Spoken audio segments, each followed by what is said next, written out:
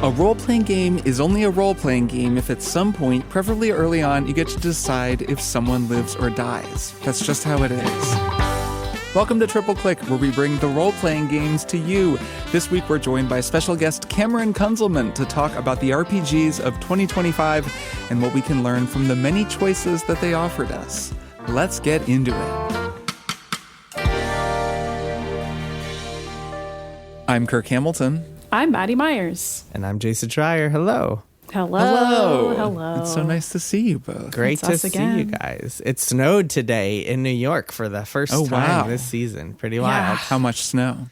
Just a tiny bit of flurrying, but still, it was like, when I say tiny bit, I mean it didn't stick, but enough to like fill the air with snowflakes. Yeah, I mean, for early November, I feel like that's pretty early for you to get snow. Definitely. It's supposedly coming here too, but I don't know if it's here yet. Jason and I are close enough proximity that sometimes the weather report actually contains both of us. And that's why it's so important that we go over what the weather is. Exactly. So we can coordinate. So you know whether to put on a jacket. Right. Jason can tell me ahead of time before the winds push the storm over. And when I'm going to take the trash out later tonight, do I need to put on a more significant coat or not? If you like this scintillating weather content and you want even more of it, then you could support our show by becoming a member of Maximum Fun at MaximumFun.org/join. That's where you sign up to become a member, and that's how you support Triple Click. That's the only way that we make money on this show, and we really appreciate everyone that is a member. So MaximumFun.org/join, become a member, get access to bonus episodes. There's all kinds of bonus episodes. We recently recorded a very interesting one about Indie Game the Movie, and we have a very exciting one coming up for November that I'm not actually going to spoil. I'm just going to tease that it's something that we've been talking about doing for a long time and is actually going to happen in November. So it's very exciting. We'll probably announce it next week. I'm going to go full sicko. It's going to be pretty good. One more way that you can support us also is to buy merch. We have got a bunch of new merch this year in the Triple Click store on the Maximum Fun. It's really on the Maximum Fun store, the Triple Click section. There's a link for that in the show notes as well. Get some merch. Get a hoodie. Get a mug or a shirt. Or it's going to snow. You need a hoodie get now. a set of pins for the lowercase g gamer. In your life, there's some really cool designs in there. So before we get started, there is some news we're going to talk about that, Jason, I think you had been briefed on before it was announced today. So yeah, what is that news? Valve is announcing a new Steam controller with trackpads and haptics and magnetic thumbsticks. And Valve is announcing a new Steam VR headset that runs Steam OS and a Snapdragon processor. And Valve is announcing a new Steam machine that is a console that plays PC games on Steam OS and is this adorable little box that sits under your TV, and you plug it in, or your monitor, and you use one of those fancy new Steam controllers to play PC games on it. Oh, man. Get a whole lot of new Valve hardware. It's funny because the YouTube algorithm has been feeding me videos about this for the last week and a half, because there have been some rumors, I guess leaks, but there's an icon that sort of showed the controller. So then, of course, it would show me some hour and a half long podcast where three guys are just talking analyzing about the icon. Great. Yeah, to me, the most exciting thing is this Steam machine, because, I remember, I don't know if you guys remember this, in 2012, I you weren't remember. at Kotaku yet, but Kirk and I were, and I was at the Spike Game Awards at the time, and I interviewed Gabe Newell on the red carpet, and he told me for, one of the first times they'd ever said that they were working on a living room console, and I broke that news on Kotaku, and that turned into the Steam machines, which were these, ill-fated devices that had Valve's branding, but were made by third-party companies. If I can tell a story, I went to Las Vegas during CES for an afternoon. I believe this is one of the only times I did this at Kotaku. I flew in the morning, went to a hotel room above a casino, and watched the Steam Machines presentation, and then had some very unsatisfying interviews with various Valve engineers just about, what is this? Because it was just a bunch of PCs, and then flew home and filed a story about it. Well, because it wasn't made by them. That was the important part. It was third parties and had Valve's branding. It was very expensive, very confusing. and sold terribly. By 2018, it was all discontinued. But it led them to say, hey, we want to make hardware still, but we're going to take it in-house. And that led to the Steam Deck, which we all love, the portable gaming PC, which has done really well for them. They won't say how much it sold, but they told me multiple millions. And that's the success of the Steam Deck and its popularity led them to then make this investment and be like, hey, we're going to do a proper Steam machine. We're making it. It's got it's very specific, got these predetermined specs. One big caveat here, all three of these devices are going to launch in early 2026 and they do not have prices yet. So this could go all sorts of awry if the prices are revealed to be really terribly overpriced because of tariffs or whatever other reasons. But the Steam machine is really cool. It comes in two models, 512 gigabytes and 2 terabytes. You can buy it in a bundle with the Steam controller, or you can just buy it on its own if you want to plug in your own Xbox controller or whatever. And it has this AMD Zen 4 with 6 cores as the CPU, and the GPU is this AMD RDNA 3 with 28 compute units, which is basically the equivalent of an AMD 7000 GPU, which I believe is a mid-tier gaming PC level. Yeah. So if they can sell this thing at console prices, $500, $400, $500, $600, that could be really appealing for a lot of people to be able to play your Steam games, run pretty well on a TV on this machine. So I'm pretty excited about this. I think it's pretty cool. Yeah, it really takes me back. Yeah, that's cool. I'm 2012. more excited probably about the controller just because I will use that. And that was actually something that they also unveiled at that CES, was the first Steam controller, which I know has a lot of really diehard fans. Weird, touchpads? Yeah, there were 2 touchpads it? and 1 thumbstick, which I'm guessing, Jason, I haven't seen a picture, but there are probably 2 thumbsticks on this new one, and I'm assuming it's sort of... It works like a Steam Deck. Yeah, 2 thumbsticks. It looks, yes, I remember playing it not for Kotaku, just at a PAX East. I just played it like a regular person. And it was real weird. Right. Weird controller. It looks like you take a Steam Deck and you get rid of the screen in the middle and you just smash the 2 sides together. That's what this looks like. So yeah, since I started playing on the Steam Deck, I basically wanted this whole time. And Valve has added a really nice layer to Steam where you can customize your controls, which is really nice. It works with my DualSense Edge, the sort of advanced Sony controller, and lets me even program the under buttons of that controller. Yeah. As a kind of extra layer. It doesn't always play nice with games. It'll read as an Xbox controller. There are some things about it that aren't perfect, but it's the same as on Steam Deck, how you can just pop into that layer and just customize the shit out of the controls.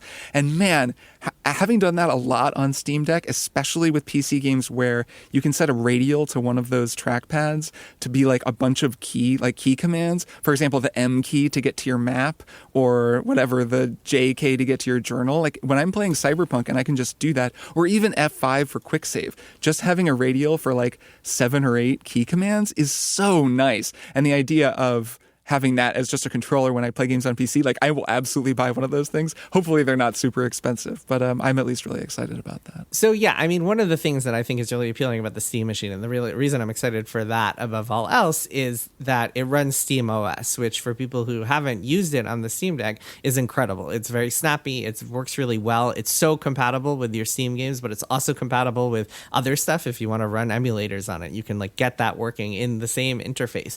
And the idea of that going to a PC or a living room PC that just plugs into your TV is really cool. You can do that with your deck too, but this will be much more powerful, much more suited for living room gaming or bedroom gaming or whatever. And we're about to enter a world where the next Xbox is going to be a living room PC as well. But as we've seen with the ROG Ally Xbox, which is their own version of this handheld PC thing, running games on Windows is much more of a pain and has all sorts of problems. I've been texting with people who just talk about how getting a basic game just running is just a pain in the ass for them, let alone getting games through Steam. That is such a chore that having Steam OS on this thing, and then also them beating Xbox to market, it's going to be really interesting to see. The Steam Deck is my number 1 most used game console, has been since it came out for 3 years now. So I'm a big fan of what Valve has been doing with it.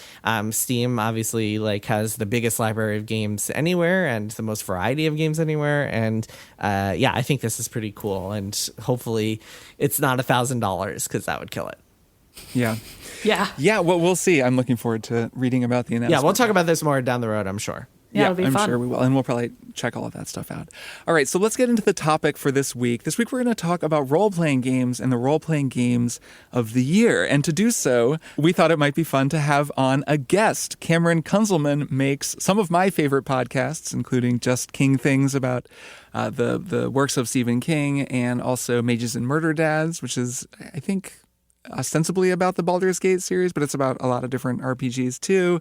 He's a part of the Range Touch Network. They make a whole bunch of different shows that I'm sure a lot of our listeners know. And if you don't know, they're worth checking out. And he has a new book out about Assassin's Creed, which is why he reached out and said, hey, maybe, we want to have me on your show to talk about Assassin's Creed and adjacent things. So we invited him on the show, and we're going to sit down with Cameron and talk about the role-playing games of 2025. So let's get into that. All right, Cameron Kunzelman, welcome to Triple Click. Wow, I'm here. You're here. It's so exciting. Yay! Wow. Yeah. It's Cameron. I almost want to just totally sidetrack you and just start talking to you about Bob Dylan because I just put out an episode of Strong Songs about Bob Dylan. And I just want to kind of troll you. And that's a rivalry. Famous rivalry. How'd you manage to cover one of the worst musicians to ever live? That seems like... I think now that you've gotten that hot take out there, we can almost just move on and we can let listeners...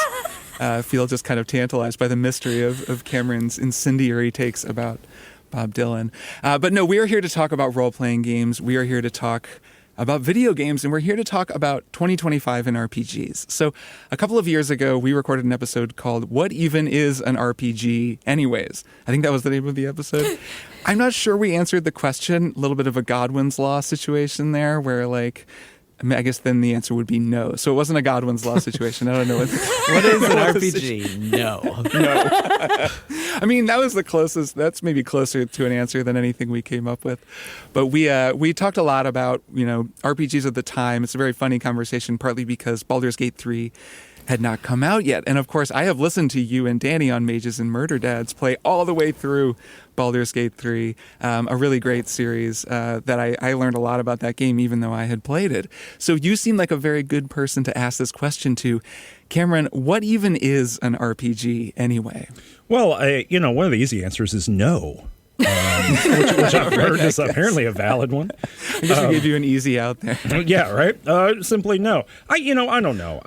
Sometimes you got to put your genre analysis hat on. I wrote a book on science fiction a few years ago called "The World Is Born from Zero." People can check that out. $21 in paperback, wherever books are sold. And always be selling. That's right. You get it. You know the deal. It's true. And. But what's interesting about that, is somewhere in that book I had to say, what is a science fiction game? And I very neatly, maneuvered my way around that, because there's kind of two different ways of thinking about genres, period. And that means genres of games, which are often about the actions you take in those games, or genres of different media modes, which is often about aesthetics, right? So science fiction's got lasers and spaceships. Fantasy's got swords and magic or whatever. And the decision you have to make is do you want it to be descriptive of qualities and content? And so basically it's just a big bucket that you put things that are like one another in, or do you want it to be prescriptive, which is to say that science fiction or an RPG or whatever has a very limited set of possibilities that we have determined what they are beforehand. And so I don't know, a role-playing game seems to be a game where you take on some sort of role and then embody it with choices that you make through a character. Is that sufficient or useful? No. That's pretty good. Yeah, I think the choices are an important part of it. And I really do like that distinction between game aesthetics and other media, because a first-person shooter is a genre that could only exist in games, right? And it tells you what the game is in a way that, the word jazz does not really actually tell you that much about what kind of music you're going to be listening to. It could be so many different instruments and so many different styles and sounds, right? Even though that's technically a genre. First-person shooter, you kind of know what you're getting. So that is a important distinction for listeners to think about. But yeah, I think that's more or less what we came up with, right? It was something about choice, something about inhabiting a role, whether it's a character that you've made yourself or someone who has been sort of imposed upon you. Maddy and Jason, am I forgetting anything? Yeah, I mean, when people talk about RPG elements, this game is RPG elements, we're adding RPG elements to our game. Oftentimes they're talking about things like levels and quests and other very Skill specific trees. criteria. So I think the genre has been kind of codified as this collection of separate features, and it doesn't have to have all of them, but if it has a few of them, then it qualifies as an RPG. You know, I remember people would talk about Modern Warfare in 2007 as having RPG elements in the multiplayer just because there were bars that you would fill. Like that alone was sort of understood to be an RPG aspect, which I'm not sure. Well, also you got to carry around RPGs and shoot them at people. That's what it was. It is an RPG. that. Maybe you misunderstood, Kirk, and you thought maybe this was like, a slightly... No, I remember that really clearly between... Modern Warfare 1 and Modern Warfare 2 when those came out because of the perks and the way that you had character builds. And I remember there being that kind of weird the RPGs are coming from my World War II shooter kind of internet forum conversation. So yeah, that was definitely in the mix back then. Yeah, and I think that now, at least when we talk about role-playing games, we're definitely talking more about narrative than about those kinds of systems, just because, that was Modern Warfare in 2007. The great innovation of that game went on to infect every multiplayer game ever, and now most games have a bunch of bars that you have to fill, and you're constantly making progress. None of those, I don't think, would be called a role-playing game really meaningfully today. But then all the games that we're going to talk about on this episode do feel more like, narrative role-playing games. You're in some way inhabiting a character and making choices. Yeah, something that Outer Worlds 2 really had me thinking about was the idea of coming into a game and having to invent a character and then having the option to be allowed to invent a character.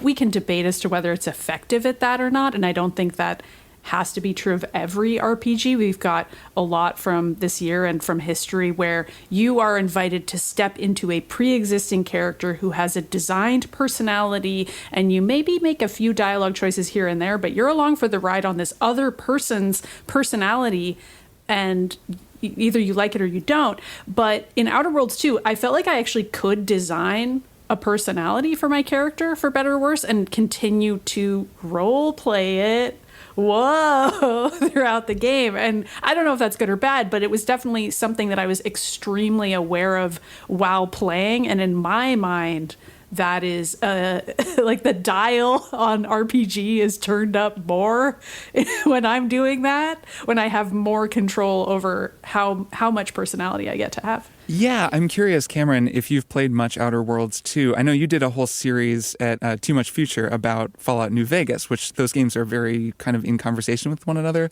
And I'm curious if you played that game and what you thought of it. Yeah, I played maybe the first 5 hours or so of Outer Worlds 2, and I ended up feeling kind of the same way that I felt about Outer Worlds 1, which is this is a great schematic for getting me to engage with the world that is wrapped up in a lot of things I don't particularly care for. I think there's something about the science fiction tone that is in those games that really pulled me out of the stuff that you're talking about, Maddy, right? The ability to imagine myself as a character in that world, which is, the inverse of that, which a game that made me feel like, and where the aesthetics were really aligned with me, was Starfield.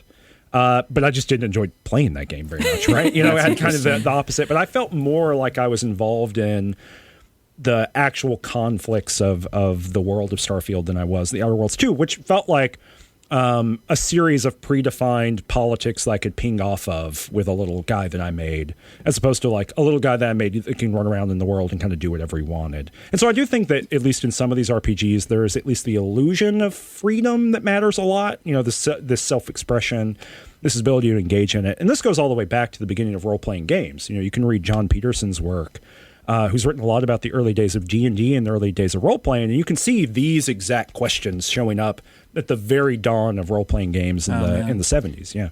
I wonder about the kind of the difference there that you're identifying, looking at New Vegas compared to Outer Worlds 2, being that in a game like New Vegas and maybe a more quote-unquote open RPG, you have to actively discover the factions and learn about them, and you can go the entire game without stumbling upon one or two of them. You'll probably run into at least one of them, but like you could go the whole game ostensibly without running into Caesar's Legion and just kind of play through all the way to New Vegas and finish the game there. Whereas in Outer Worlds 2, it's shoving a lot of that stuff in your face from the get-go. So you have less of an opportunity you have less agency in picking what you want to learn about and learning about it in an active way. And so maybe it feels a little bit more prescribed than a game that just throws you into the desert and lets you find things yourself. That's an interesting idea, that the role-playing in these games is partly the wandering around and discovering things, that is actually part of the experience. You know, it's not just are you making choices at any given moment, but also are you finding the game rather than having the game come to you? Because that is a really significant difference between a game like New Vegas, where you feel like, oh, I heard about these guys and then I discovered them, 5 hours later, and now I'm learning even more about them and I'm in their camp. Talking about Caesar's Legion, where that is definitely an issue with Outer Worlds in general, it was kind of an issue with Avowed too. Mm-hmm. Like that feeling that it's all laid out for you at the very beginning, and now you're just going to sort of make a series of choices through this defined framework. Well, just to be clear, at least for me, it's not that one way is an issue or one way is better than the other. I found the Outer Worlds 2 and Avowed way to have its own kind of advantages for sure. As a player. I don't think there's anything wrong with seeing the lore up front, Star Wars style, or it's throwing a bunch of text at you, throwing a bunch of data at you. Like, I don't think there's anything wrong with that necessarily. It just, you feel like you have less agency when you're being given things and told things as opposed to actively finding them yourself. It's just a very different style of game. And I mean, also, it wouldn't really work for a game like this as opposed to a game like New Vegas, where you're on a giant open world map and you can walk in any direction and you're not really limited. Outer Worlds and Avowed are much more constrained. You have smaller kind of zones or smaller open worlds. And so you do have to know a little bit more. It is a little bit harder to kind of breadcrumb you and get you discovering a bunch of different things on your own. Yeah, that makes sense. And it's sort of, right. It's just more or less agency. And it's easy to say, oh, more agency should be better because, I don't know, video games or something. But you're right that it all depends on the goals of the game. Cameron, did you play much Avowed? I think I made about the same amount of time into Avowed. There is something, I think Jason's really kind of hit the nail on the head, because I do think there's an onboarding method or a philosophy of onboarding that maybe is existing within these recent Obsidian games that I'm really empathetic to, which is to say that they make complicated and interesting games, but I think the realm of dropping someone into a random world and asking them to just figure it out, I think that's hard to do these days if you're making games for a really wide demographic. There are lots of games that do that are very successful and really good. Caves of Cud, one of the best games made of all time. Most hostile thing you could ever pick up. I mean, not literally, but it's pretty close.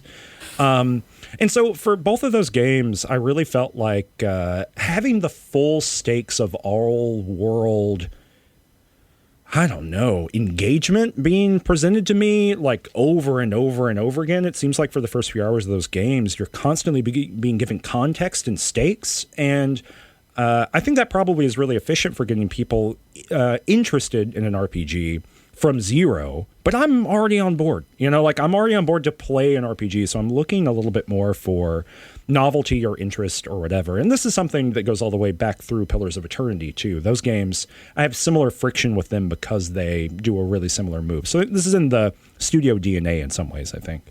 To circle back to something you were saying, Maddy, earlier, that one of the big things about Outer Worlds 2 is that the character creation, the mechanics for it, like the way that they've set up the character creation is so cool. This is something we just talked about.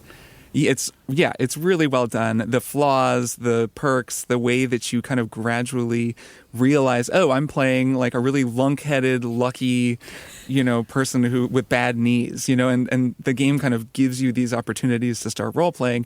That's something that game does that almost none of the other RPGs of the year really do in the same way. And it's also something that's different from Avowed, because in Avowed, one of the notable things about that game is that you can't choose your background, for example. You have to be this race of fungus people because that ties in with the narrative. And then as a result, they're able to the godlikes, people who are ordained. Thank by you. the How divine, could we forget? Not quite fungus Godlikes. people. Thank you, but godlikes. yes. I was trying to remember the name on the fly, and it was eluding me. Yeah. So, and as a result, then they can like tie you into the narrative in this certain way, and and then make the story make sense in a way that it just wouldn't if you were playing a human or whatever. And so it works, but it's just a really different approach to character creation. I'm wondering what you think of that, maybe Maddy, since you were talking about it earlier, just thinking about Avowed versus Outer Worlds 2, since we've played both this year. Yeah, I remember being really struck by the almost chosen one narrative of Avowed. And I mean, we haven't gotten into chosen one stories yet, but they're such a staple, not just in video games, but I think of RPGs. And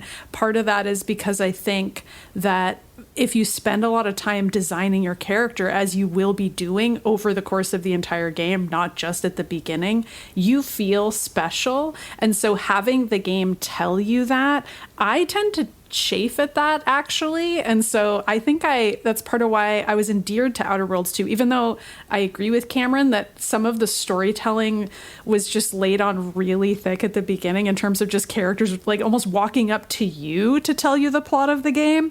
That I could take or leave. But the fact that I could affect my character so much just really strongly appealed to me. And in Avowed, I didn't super feel that way. I kind of felt like I was just the dialogue choices didn't feel notably different to me. And because there wasn't some additional system like the flaws system in Outer Worlds 2 that I find really charming, I just kind of felt like I was there. And like the other characters in Avowed were people. And like I was a video game protagonist. Jason, you're a lover of Avowed. How do you think of the two games in terms of how they handle the player character, like in how you felt as your character moving through that world? Yeah, I mean, I don't have a problem with the game telling me, like, when you play Mass Effect, you're Commander Shepard, yeah. no matter how you choose to play her. When you play Baldur's Gate 3, you're always a guy or a girl with a tadpole stuck in your head, and the plot goes around that. I mean, similarly, Avowed just handles the godlike setup in that way, and part of the game's core mystery is to figure out who the deity is that is kind of in your head and giving you instructions and blessings and whatnot. I enjoyed that. Part of it. Avowed, is one of my favorite games of the year for other reasons, mostly because of the exploration, because it's one of those games that just is so good at teasing you into climbing up things and parkouring around things and finding all sorts of fun little treasures and nooks and crannies or little story moments in little pieces of the game, which also can be an interesting and special part of RPGs is that exploration element that I think video games are better at doing than any, really the only art form that can do that can give you a play space to explore. And I guess it's not just RPGs that have that kind of level of exploration, but they're easier to pull off in RPGs. Yeah, that's true. Speaking of having a set character, so another game that came out this year that has RPG elements, and then I think, I don't know, fits into this conversation interestingly is Assassin's Creed Shadows. This is not something that I was expecting in this game, that you would actually be making narrative, like branching narrative choices. The first one comes kind of early on. I think we talked about this way back when that game came out. But you're choosing whether to kill a guy or let a guy live, and you're inhabiting Naue in that moment. And it's really, really far in the direction of, okay, I'm just playing as this girl, and she is making a decision right now. And I found it to be interesting because it's not like my character where I've decided who this character is. They're evil, they're good. They like this person. They don't like this person. I've spent however many hours just watching an actor emote and play this character. And then suddenly the game is just asking me, okay, so now do you think that she would spare this guy or would she kill him? And my Naue killed him. I believe that maybe all of us did in that moment, in that first big choice. And that sort of leads you to unlock one character and maybe not unlock another one. It's this kind of odd direction that series has gone. So Cameron, you've written a book about Assassin's Creed, and toward the end of the book you get into this latest transformation that series has undergone, because they've been making these games forever, but this most recent trilogy finally started introducing quote unquote RPG elements, or really like the Witcher 3 style dialogue choices and some branches in the narrative. This is with Odyssey. And I'm interested, I don't know, could you just talk a little bit about that and how that fits in with like the, history as your playground thing that Assassin's Creed is going for? Yeah, something that's really interesting about Assassin's Creed is that kind of more than any other franchise. Be superlative, it's fine. Yeah, more than any other franchise. I don't know if this is a superlative or not, but it is willing to be a weather vane for whatever the heck is going on in the world, right? So, like, whichever way the wind is blowing is where Assassin's Creed is going.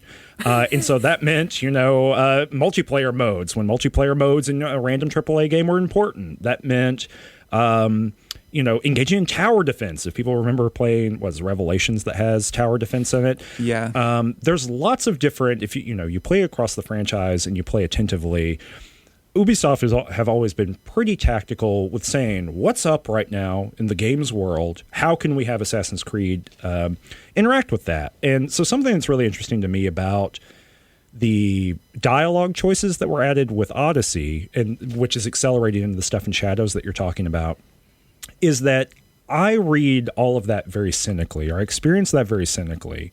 To write this book, everything is permitted. I did a lot of digging around in Ubisoft and reading a lot of investor reports and looking at investor calls and checking out the way that they talk about themselves, all these different things. Ubisoft and many other companies right now are very invested in how much time you spend working on that thing as much as what the quality of that time spent is. These games have moved into login bonuses and things like that, all that kind of stuff of how often you're engaging with it. So in Odyssey, which is a game that really ballooned after the Origins before that, Origins you can complete if you just want to play the mainline story in about 30 hours. You can really power through it if you want to. Odyssey's not that case. I tried to do it as quickly as possible, and I think it took me 65 hours. It took me like 80 hours or something. That game, I played the whole thing because I really liked it, but damn, it went on a very long time. That was 2018. That was the peak of service games, and they described Odyssey as a service game, which is one of the kind of reasons. felt like to that, your point about the daily bonuses. They wanted it to very deliberate. And so I think that's a part of it. I think these RPG mechanics, the acceleration of just going from dialogue, which is, could you engage with this more often or more frequently or in different ways in order to get a slightly different story, which is kind of the whole deal. Multiple main characters who interact with the world similarly but not identically, and then they can choose to interact in different scenarios, right? So to make people fight with them or not fight with them, whatever in the dialogue choices.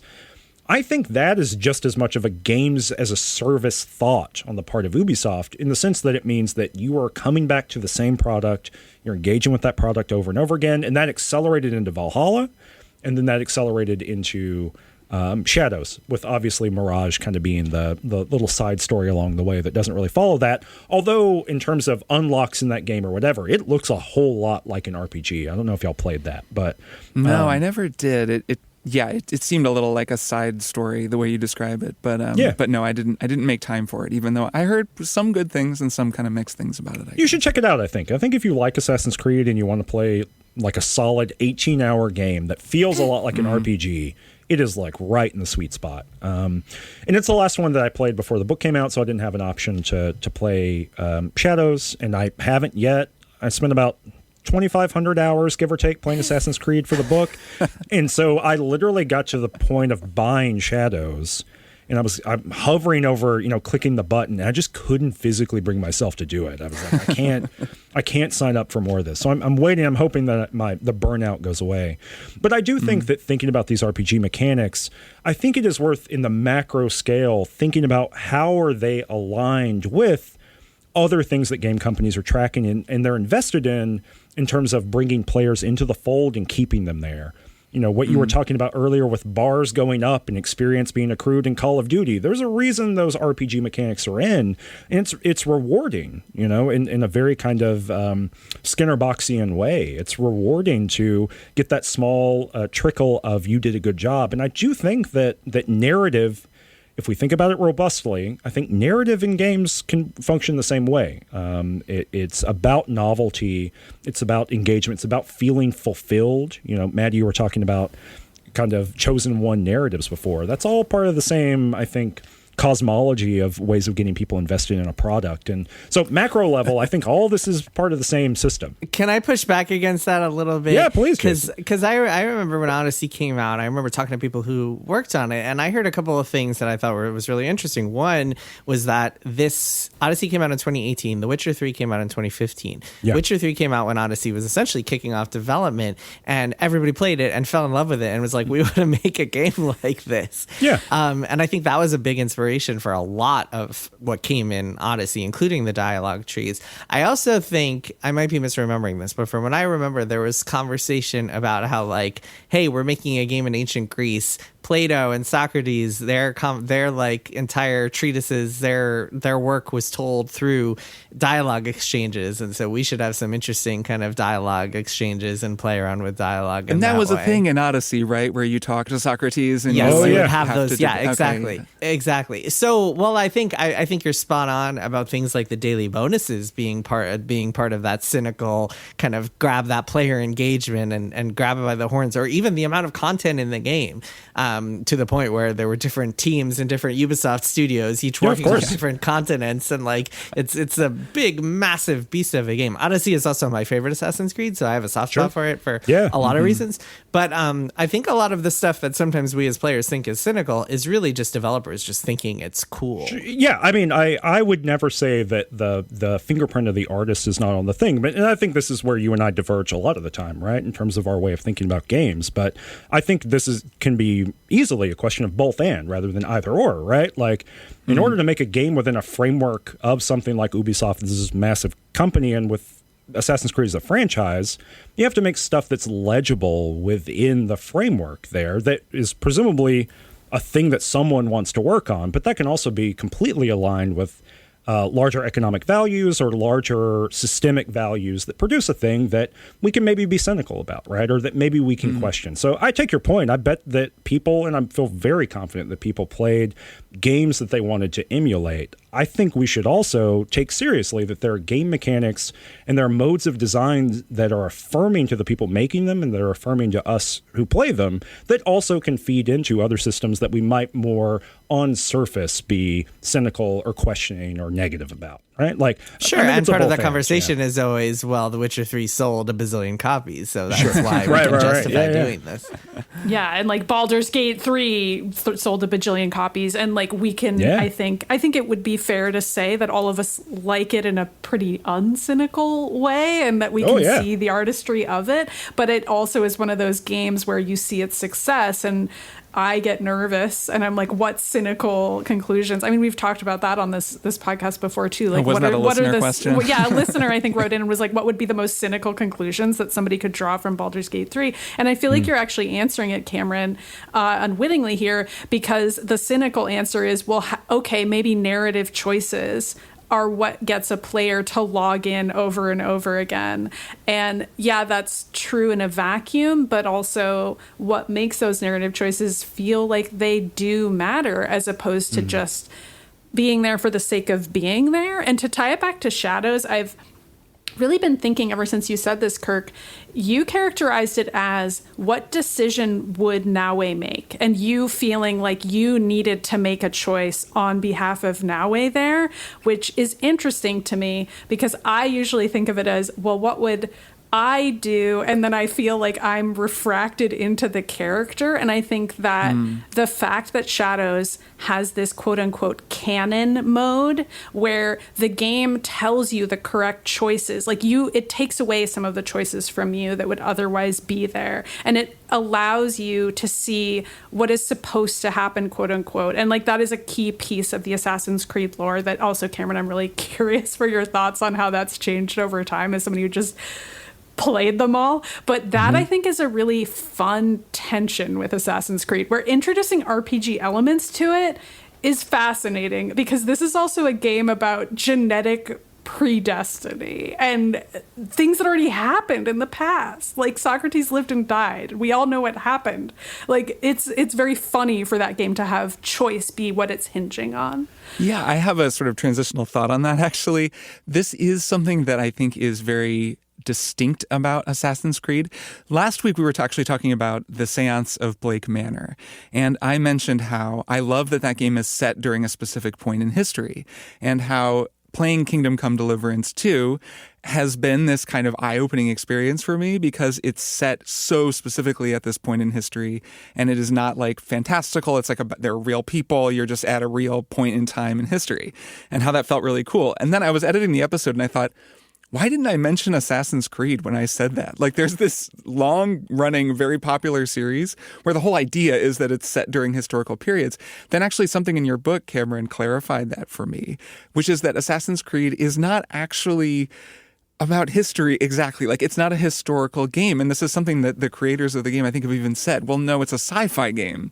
It just is set in history. And then that's, reflected in the whole narrative premise of Assassin's Creed, which is that in the game, you're in like the future and you're getting into some crazy VR machine and then going back into the past. And then they've used that as a way to, write up all these different things that you can do in the past, including now dialogue choices and branching narratives and, getting like changing their own lore to make more and more things possible.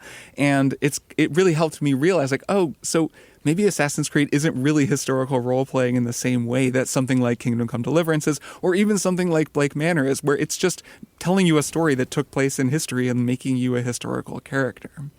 Yeah, that's something I'm glad that came through in the book, because some of this really, I guess I approached the Assassin's Creed games being like, they're historical fiction. And historical fiction has some parameters on it, but overall they're historical fiction. And then I read a million interviews with all of it, going all the way back to the first game and even preview material from the first game, where they are constantly banging the drum about it being a science fiction game. And that for them was, kind of a lever or a wedge to be able to say, listen, it's taking place in history, dear gamers, but that doesn't mean we have to be responsible to everything. Something that they say repeatedly, many people have, I guess most recently, Maxime Durand, not sure how you say it, but is the 15-second rule.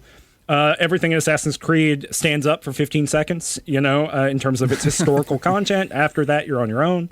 But so, that's what's really interesting is there's always this escape valve for it. And I think what's interesting about the addition of dialogue choices, the addition of all these other mechanics that we've been talking about, these RPG elements, whatever, all of them have been born out of a science fictional narrative maneuver, which is to say, well, we just made a better version of the Animus. And so we were able to look at the genetic data for this given moment. And inside of that given moment, here are the alternate possibilities. And they've expanded that, since Origins of what that might look like and how it shakes out. And they've moved really far away from the mechanics and ideas around synchronization and have moved into this. And what's really great to me about that is that it's leaning into the science fiction premise that's going on with Assassin's Creed to say, what does that open for us? What does that give us the ability to play with? And they've done it in other genres too. They've made the 2D games, they made the mobile games, they made the Facebook game that was just, dealing with Templar, Wikipedia. They've done lots of different interventions, I guess, into different ways of doing Assassin's Creed stuff. But I really like the idea of leaning into the tools they've already given themselves in order to add more ways of interacting with the thing. Do you think that if they made Assassin's Creed now that they would still do the whole Animus thing? Is that an artifact of its time, or is that something that you think would just is essential to the series, that they would still think, oh, that's a cool way to do a historical story? Hard for me to say. I mean, I talked to lots of people for the book, some people on the record, some people off the record.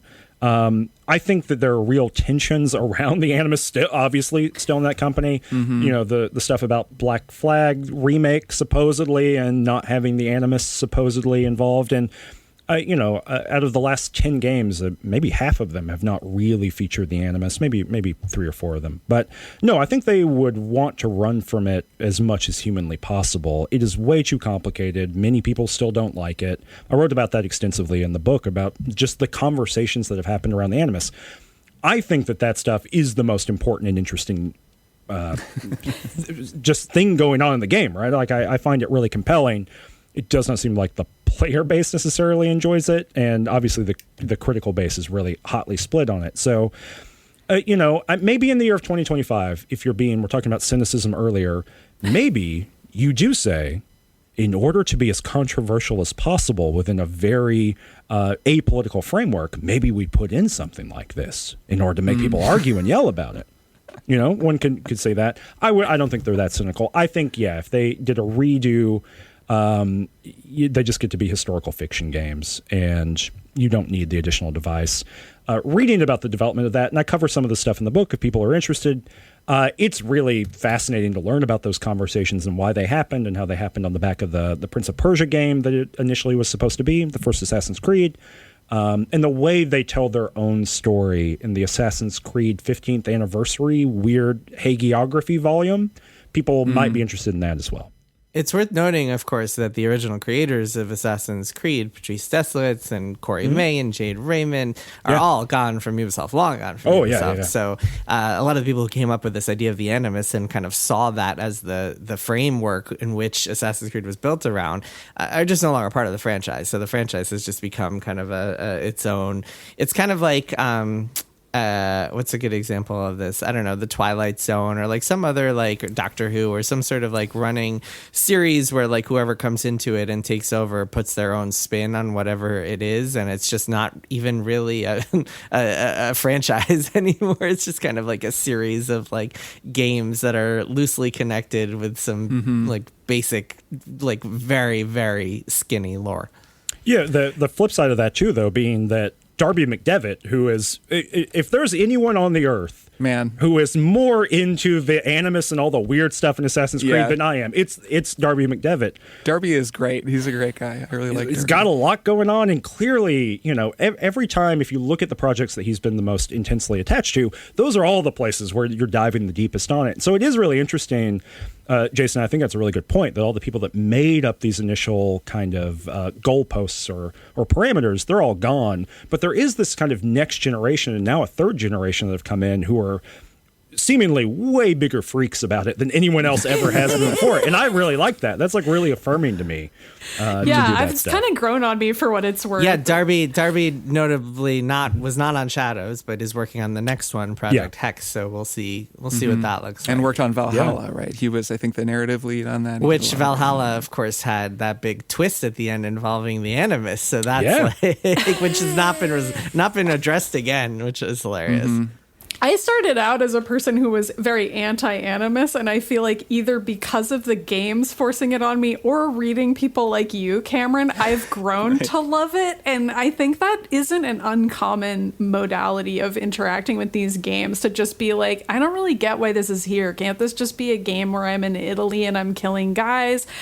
And you can tell which one's the first one that I played. And then over time, I think it was probably around Origins, which is famously my favorite one, where I started to kind of grow attached to the modern character who's in that game as well. And then I grew to really like the meta layer of it that, again, often isn't in any other RPG at all, and certainly not any others that we've talked about today, where it's like you're playing a game as someone who's playing a game. And so you're going to really think about the fact that you're playing a game the entire time. And you're never not doing that when you're playing a game anyway. So we're just going to make it so freaking literal that you can't not think about it and then have you question that. And that is actually a very fun mindset to be in as a critic and a player. And so it's come to be something I enjoy now. You Cameron, among the other Animus diehards, have converted me. Yeah, it's true. For me, I think it was Stephen Totillo, who has always loved the Animus stuff and is, of course, a total Assassin's Creed sicko. And he just, I think Rogue is his favorite game. You talk about Rogue in the book, Cameron, which is definitely the deepest in the Kenway lore. And it's it's like an Avengers Endgame of this whole kind of unloved middle series of Assassin's Creed, of the Assassin's Creed 3 timeline. So anyways, he got me into the Animus. And then over time, I appreciate it for what it is, even as, especially lately, Kingdom Come Deliverance 2 is one game, but another is actually Indiana Jones from last year. Playing that game and being in these historical places, going into the Sistine Chapel, like exploring Rome or wherever, in that game. I was just a guy in history. In Kingdom Come, I'm just a guy in history. It's fine. There doesn't need to be this whole extra layer to explain how I happen to be there doing things. It's just kind of cool to feel like my character is actually there. And in that role-playing aspect of the game, I do appreciate that. The feeling of actually being there. This sounds kind of stupid, because obviously Indiana Jones was not really there. Henry from Kingdom Come. Yes, he was. What are you talking about? Actually, was not actually there. Right? Sorry, I forgot Indiana Jones is a real guy. But it does feel slightly different. Just the narrative context affects me slightly differently when I feel as though my character is in a world in which he exists, rather than my character in the game being, one further step removed from me, which has always been a weird thing about the Animus and Assassin's Creed. But then again, that feeling refreshed playing those two games I just mentioned, that only is true because I've spent so many years playing Assassin's Creed, and really for a long time that was the primary mode through which I experienced history in video games, was the Animus, because Assassin's Creed was doing something that nobody else was doing outside of the historical Call of Duty games or whatever. But those are pretty different.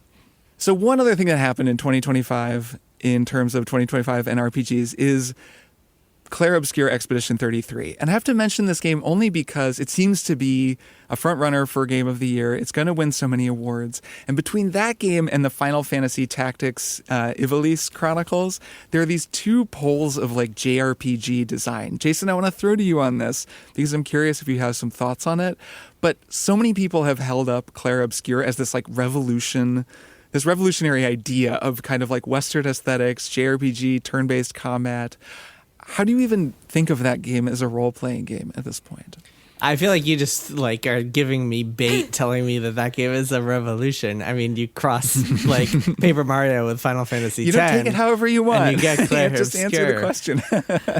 Yeah, I mean, it's a polished, well-made game that's designed to appeal to people. It's very pretty. It's very well written and well acted. It has fantastic music. It's a very lovely game, very melancholy game. It isn't afraid to kill a character or two, and it takes a lot of ideas from games that worked really well in the past and iterates on them in some cool ways. I bounced off of it for various reasons that we talked about a few months ago when it came out, but yeah, I mean, it's I would definitely call it more of an iteration than an innovation, that's for sure.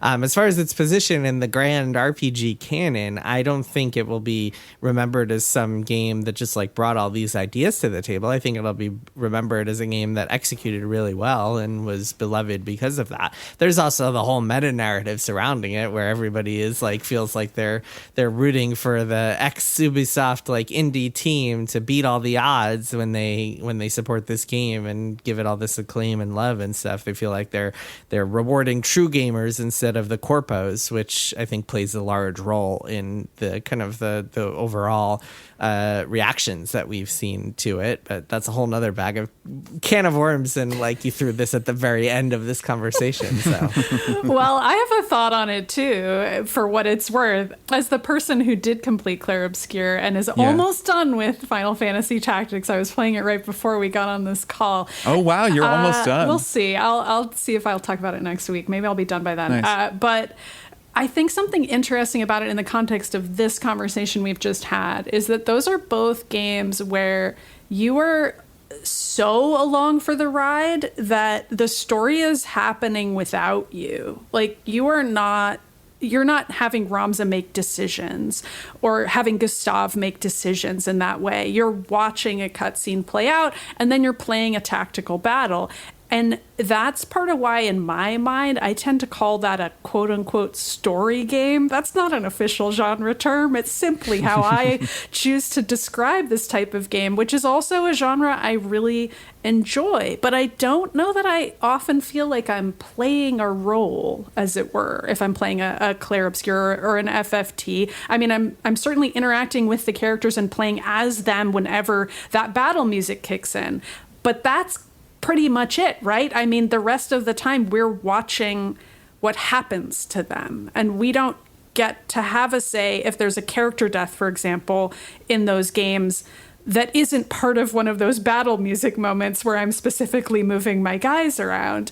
And that is another entire subsection of RPGs that is just actually super different, because you kind of don't have a choice about what happens to the characters there, and whether you have a Phoenix down or not is not going to matter if it's a cutscene, famously. Cameron, did you play Expedition 33? Do you have any thoughts on that game? Yeah, and even played it for longer than I played many of the other games we've talked about so far. I mean, I finished it, and I got to the end, and I thought, Kirk, did you finish it? No, not yet. It's just us. I'm going back to it, and I want to finish it before the end of the year. You'll be all right. You'll be fine. I mean, what I think is really notable about that game is that 10 years ago, there would be a huge amount of discourse about the last, 10 minutes or so of that game. And in the world we live in now, just seemingly no one cares to talk about that very much, which is interesting. I mean, the stuff that you're talking about, Maddy and Jason, that you were alluding to earlier, is a lot of what you're identifying there is the very, traditional differentiator between the WRPG and the JRPG, that you're identifying some long-running strife in between those two different strains of RPG design. I guess the thing that about Clair Obscur that was really notable, and it sounds like, Jason, this was a big thing for you as well, is that it feels, I don't even know if I would use the word iterative, it feels very profoundly derivative. I've seen every plot beat in that game more than once, and most of them in Final Fantasy X, just by itself. Good game. Yeah, good game. Yeah, no complaints. Really enjoy that. But I think what's notable to me is that Clair Obscur's position right now. I think part of the stuff, Jason, that you're alluding to in terms of what it's fulfilling a kind of function. One of those is discursive about the scrappy gamer upstarts who get to do this kind of stuff and against the corpos, as you said.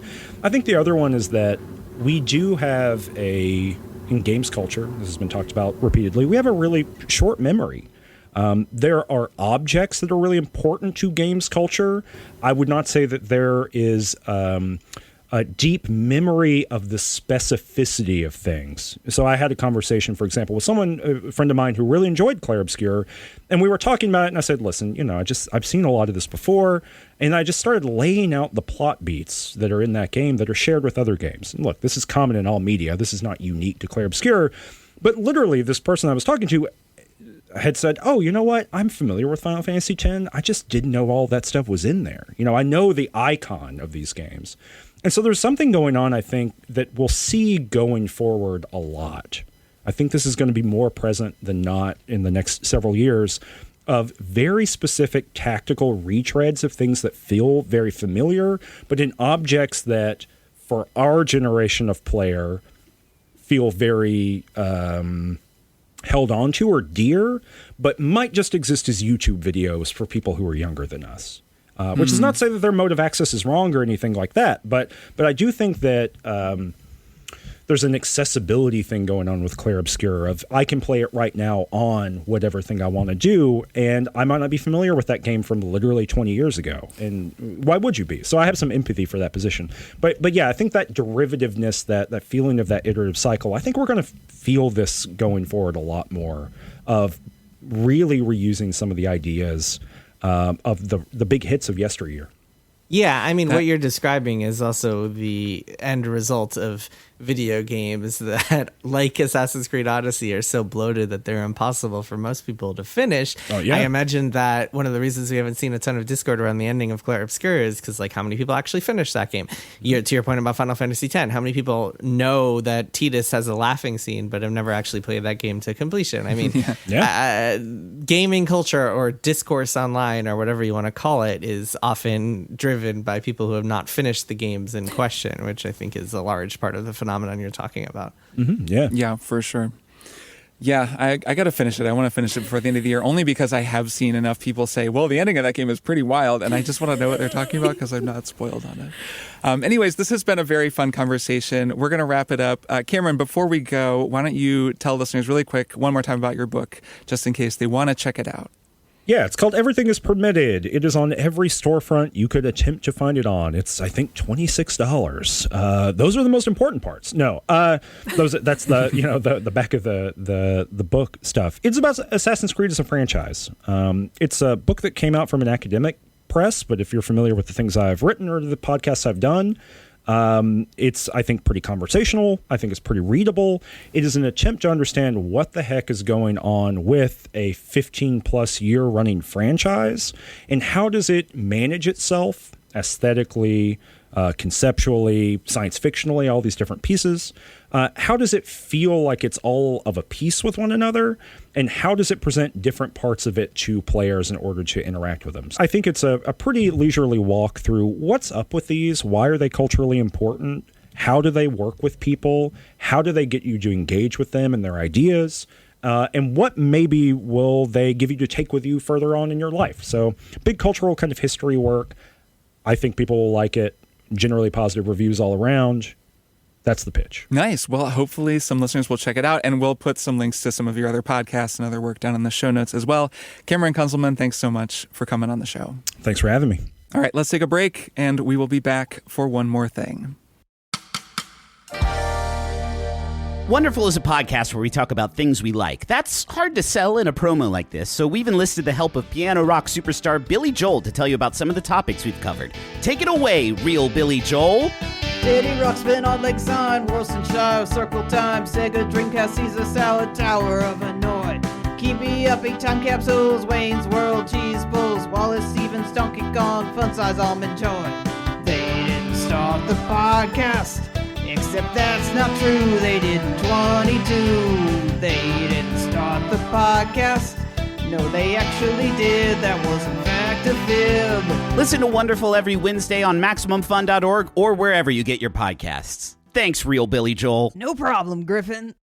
What's more action-packed than prestige television? With more continuity than comic books?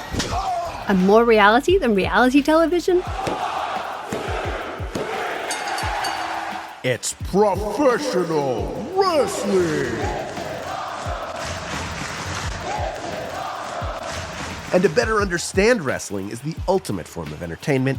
You need the Tights and Fights podcast. This is the perfect wrestling show with a lot of love, a lack of toxic masculinity, and just the right amount of butts, cats, and spandex. Listen to Tights and Fights every Saturday on Maximum Fun. And we're back for one more thing. Maddy, how about you go first? What's your one more thing? Okay, so I realized something today. It just so happens that today, the day that we're recording this, bear with me here, it is the anniversary of Dina's and my first date, November 11th, 11/11, really easy to remember. Oh, hey. Which was 7 years ago. Congratulations. And you two might not remember that something else also happened 7 years ago, which is why these two things are kind of linked in my mind. And so I looked up these dates today.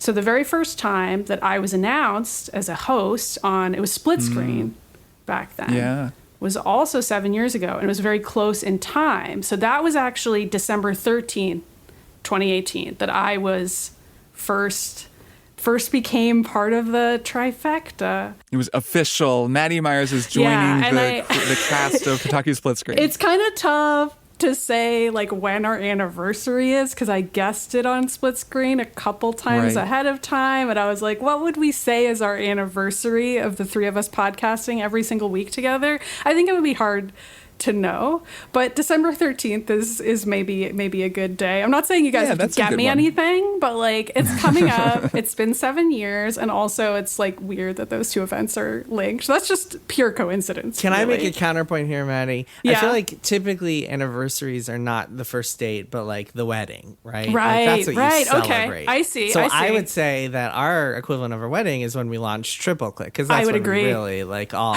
committed to each other permanently. Because we all quit Kotaku, and we were like, let's get into business. Literally, exactly. Let's sign a piece of paper, wedding style. Yeah, so I would say it's kind of like how Dina and I have our date anniversary, which we celebrate in a more low-key way than our wedding. So like our Triple Click date anniversary, when we went on our first date, perhaps, was back in the split screen days. Anyway, I just thought that was kind of fun, that we've been doing this for 7 years together, almost. Man, that's and fun. A lot has happened in that time. So yeah, I was really thinking about that today, the past 7 years of my life. And yeah. So do you give us credit for like keeping your relationship healthy for these last it's all years? this. It's actually all just this podcast.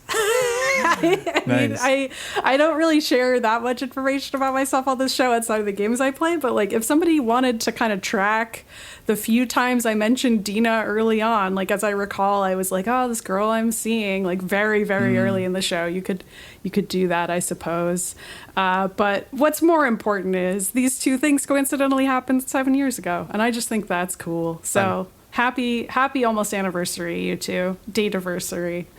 Yeah, happy almost anniversary to you too. And yeah, maybe all of our listeners out there can think about what interesting and lovely anniversaries are happening for them as well. It's good to think about anniversaries. Yeah, Jason, right on. what is your one more thing? I have been champing at the bit to talk about this one. You sure it's not chomping? Chomping. There's no way to know. I've been Yeah, chomping who knows? at the Who bit. can know? It's one of those unknowable questions. Jumping at the bit. I want to talk about nepotism. Nepotism is a really interesting thing, right? Nepotism is a funny thing. It gets a bad rap, right? Like we think of nepotism as like, oh my God, your boss's like nephew is coming in and on the fast track to success. They're the CEO suddenly. And Or I mean, Ubisoft's Yves Guillemot, the CEO of Ubisoft, his son is suddenly the CEO of the new Ubisoft company that they started, right? Like that's what you think of nepotism as. But nepotism, I also think can have like can be advantageous even to the outside people outside of that nepotism world, because if you are the child of someone who is really, really good at something, then you can learn from them every single day. You can train with them. You are becoming an apprentice from the time you are born to this like master at a craft, which is why I think nepotism in the creative world is a little bit different than nepotism in the business world, where there's a little bit less of the craft part of things. I bring all this up because I recently read the book King Sorrow by Joe Hill, and Joe Hill is the son of the author Stephen King, also the author Tabitha King, who I believe is a force in her own right, but I'm not as familiar with her work as Stephen's, of course, as most people are. King Sorrow is the best book I've read this year. It is tremendous. It is a tour de force. It is this like 900-page doorstop of a book that tells the story of this group of friends, this group of 6 friends who in the 80s summon a dragon to help take care of a problem for them. And that dragon, it turns out, in addition to taking care of that problem, also demands a sacrifice every single year. So every single year they have to get together and decide, this is the person or people we are going to have King Sorrow the dragon kill.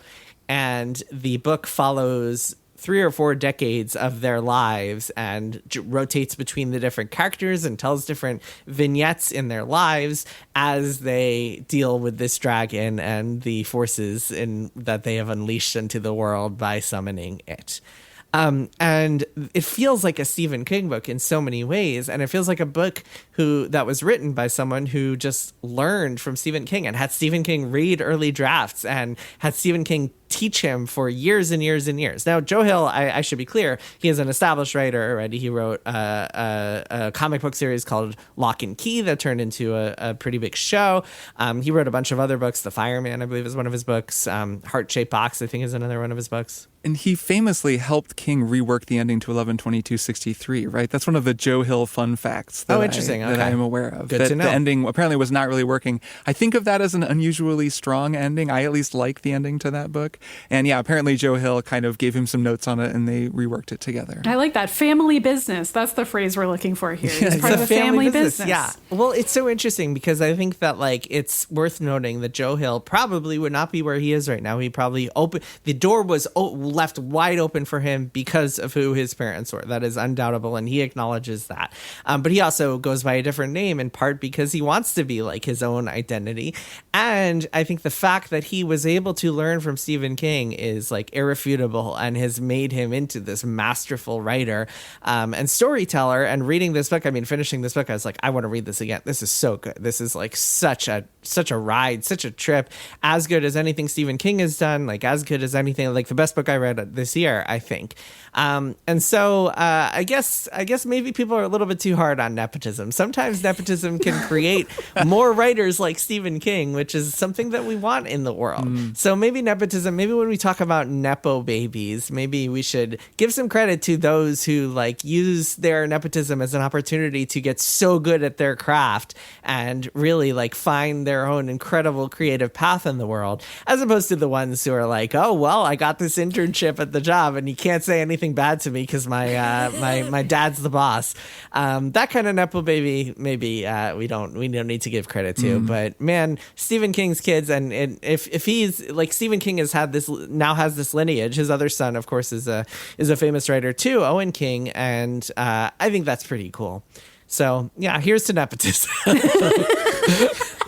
Do you think that this book will do well because it has the word king in the title? It's so funny. And it has a whole bunch of references to Stephen King stuff. It's like broken up into different books, and each one is a title that's like a reference to some sort of like literature from the King family. There's one incredible gunslinger reference that I won't spoil, but it's pretty fun. I think there was a reference to Cujo in there. I mean, it's like in Stephen King fashion. It feels like he has all these kind of like mannerisms that Stephen King has in his writing, where like he'll be like, that was the last time this person did this ever again, and like he'll do the foreshadowing thing. Like, it's very clearly written by the son of Stephen King, but he also has his own ideas and his own flourishes and his own writing style that I really appreciated reading this book. So yeah, I mean, I think it's pretty cool. It's like you're playing one of those games that's like a roguelike where like the child inherits some of the traits of the father and then you take over the child's life or something. Yeah, or like I was thinking that's like funny. Zombie U or something like that. Maybe that's not quite the right one. Rogue Legacy, yeah. But yeah, anyway, pretty fantastic book. That's funny. Yeah, I mean, I'm wondering if literally there's like a Pavlovian thing. People see the word king in and big text on a cover of a book. I saw this at the bookstore the other day, actually right before you told me you were reading it, and sent a picture to my friend just sort of laughing. Yeah. Because it's like Joe Hill, king, and that's what you see first. And it grabbed my eye immediately, and then you told me you were reading it. I think I have this on hold at Libby. I'm waiting on it, so looking forward to reading it. That is funny. I think it's doing well because it's an astoundingly good book. Yeah, you guys would both love it. Cannot recommend it enough. King Sorrow, Joe Hill. Everyone should go read it. You'll probably hear me talk about it again during our bonus episode where we talk about our favorite things of the year because, yeah, blew me away. My favorite book of the year by far. Cool. Nice. Yeah, I will definitely read it. And yeah, kind of appropriate to talk about that on an episode where we just had Cameron. I know. I think they've talked about one of Tabitha's books on Just King Things. I wonder if they'll ever talk about a Joe Hill. I'm curious he about comes that. up a lot on this show, but it'd be cool for them to cover this book just because it'd be fun to listen to Michael and Cameron talk about it. All right, well, I will go last. My one more thing is a 1989 film that should have won Best Picture and didn't, called Do the Right Thing, which I watched for the first time last week. The first time. Wow. I had never seen it. This is a massive blind spot in my filmography, my film history, and I'd wanted to see it forever. And then, as I've mentioned on the show before, my friend Sam and I have a regular hang where we roll a dice, and whatever year, a 100-sided die, and whatever year we roll, we then go through the Academy Awards from that year, and we pick one of the Best Picture nominees. We rolled 1989. And as a result, it was just an easy pick. We both were like, neither of us had seen Do the Right Thing. Both of us really wanted to see it. So we just sat down and we watched that movie. Holy shit, that is an amazing movie. I was totally unprepared for how amazing it is. I knew it was good. I've even heard like Wesley Morris talk about it multiple times. I think it's one of his favorite movies. He's always talking about it on various podcasts.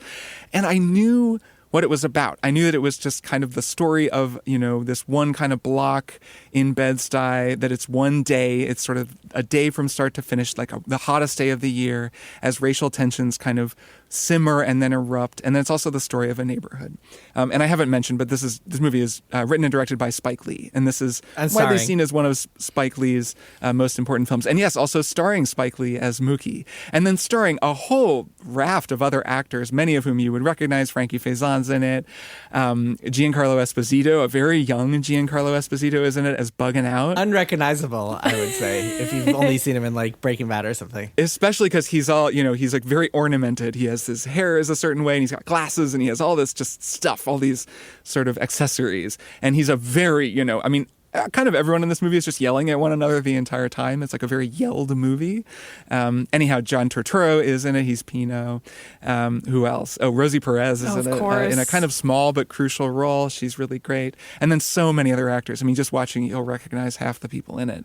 And I've seen some Spike Lee movies, not every Spike Lee movie. This one is just amazing. I really think anyone out there listening to this, if you haven't seen Do the Right Thing, you should. I think it's like should be required viewing in like history or American history or civics class or something, just to kind of see this artistic interpretation of America and of race relations in New York and in America.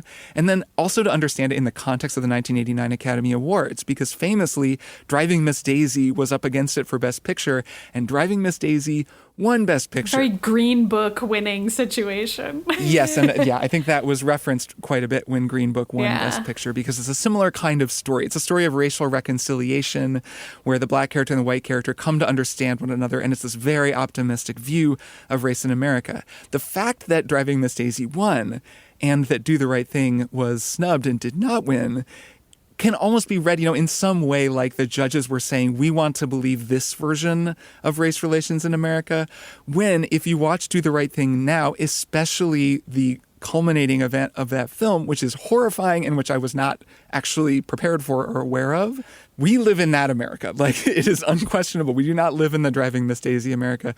We live in the Do the Right Thing America.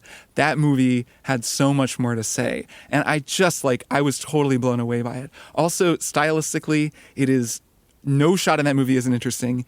It's like beautiful looking at all times. It's so creative. It feels like it was shot on a soundstage, even though I know it wasn't. But there's a sort of a Broadway, like a stage-like quality to a lot of the performances, and half the time you almost expect the characters to kind of come out onto a stage. Like you expect to see an audience with them. Mother, Sister, and the Mayor, they're two scenes, these two elderly characters who are talking to one another. She really doesn't like him. He's kind of trying to charm her. He's kind of the like local alcoholic, he's kind of just around. A really great character, played by Ossie Davis.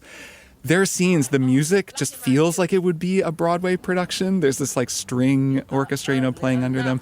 Don't stare at me. The evil eye doesn't work on me. Mother, sister, you've been talking about me for 18 years. What have I ever done to you? You a drunk fool. Besides that, the mayor don't bother nobody. And nobody don't bother the mayor. But you, the mayor just tend to his own business. I love everybody. I even love you. Hold your tongue. You don't have that much love. One day, you're gonna be nice to me. We may both be dead and buried, but you're gonna be nice. At least civil.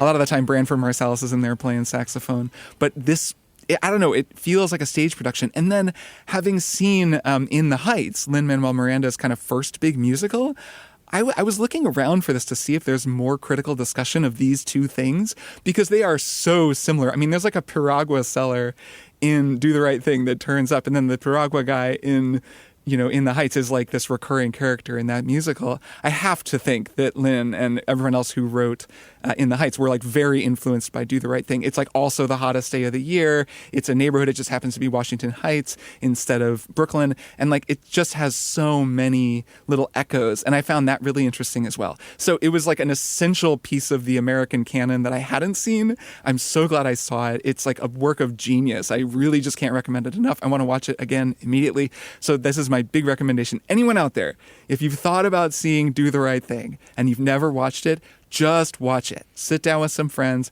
put the movie on. You'll be very glad you did. It is a masterpiece, an amazing movie.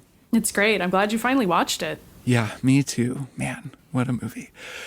All right, and that's another episode of Triple Click. Hey. Did it again. Look at us. Congratulations. Recording a podcast. Happy Like we've been doing it for 7 years. I guess for 5 years. No, you're right. It does kind of confuse things. Happy The three of us. Forget what I said. It's fine. It's whatever day it is. Who cares? It's whatever We day did it it is. again. We've been doing it for years. And we'll do it for many more years to come. All right. I will see the two of you next week. See you next week. Bye. Triple Click is produced by Jason Schreier, Maddy Myers, and me, Kirk Hamilton. I edit and mix the show and also wrote our theme music. Our show art is by Tom DJ. Some of the games and products we talked about on this episode may have been sent to us for free for review consideration. You can find a link to our ethics policy in the show notes. Triple Click is a proud member of the Maximum Fun Podcast Network, and if you like our show, we hope you'll consider supporting us by becoming a member at MaximumFun.org/join. Email us at tripleclick@MaximumFun.org and find links to our merch store and our Discord server in the show notes. Thanks for listening. See you next time.